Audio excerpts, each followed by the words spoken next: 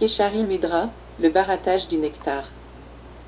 Pour connaître la félicité du nectar, les yogis pratiquaient Keshari Mudra. Tournant la langue vers l'arrière, ils ont découvert qu'elle pouvait être insérée dans le passage pharyngé et progressivement étendue vers le haut du nez, au centre des sourcils.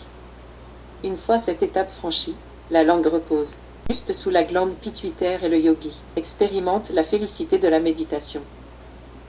Dans sa forme complète, Keshari Mudra est une technique avancée qui consiste à couper le frein qui attache la langue au fond de la bouche. Mais cela ne se fait que sous la direction d'un gourou et généralement à un âge précoce. Cette pratique n'étant pas recommandée pour la plupart des gens, on utilise une version simplifiée appelée Nabo Mudra, dans laquelle la langue est maintenue contre le palais mou et devient, au fil du temps, suffisamment souple pour être introduite dans le pharynx. Un régime pauvre en protéines favorise ce processus, tout comme Simasana, la pose du lion. Le système nerveux. Les nerfs sensoriels jumeaux, facial, glossopharyngien et vague, qui, à l'exception du trijumeau, sont tous liés à la composante parasympathique du système nerveux autonome. Ainsi, par la pratique de Keshari, nous stimulons ces nerfs qui sont concernés par la relaxation et qui contrôlent également le goût, la sécrétion des différentes glandes salivaires, la respiration, etc. Cela explique peut-être pourquoi les yogis parlent tant de Keshari, car dans les états de conscience élevés qu'ils atteignent, des changements définitifs se produisent dans le cerveau, les endocrines et la structure chimique du corps. Les glandes du corps reflètent ce changement, de sorte que lorsque Keshari est pratiqué, nous goûtons la douceur qui est en nous.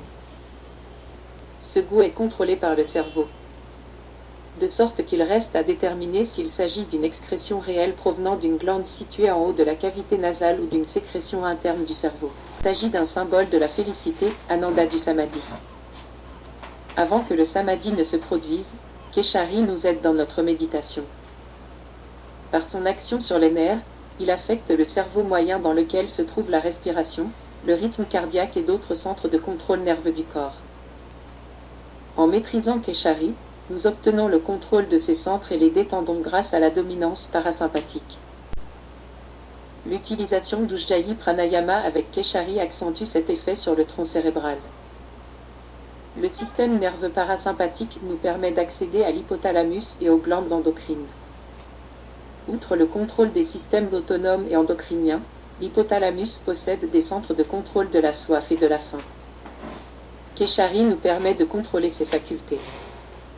Un effet secondaire de l'utilisation de Keshari Mudra dans la quête d'une conscience plus élevée est particulier de la glande pituitaire, ce qui confère un corps sain et rayonnant.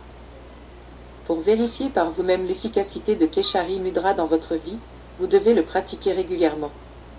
Vous pourrez alors, vous aussi, jouir de l'ivresse bienheureuse que procure le nectar de la vie et du yoga.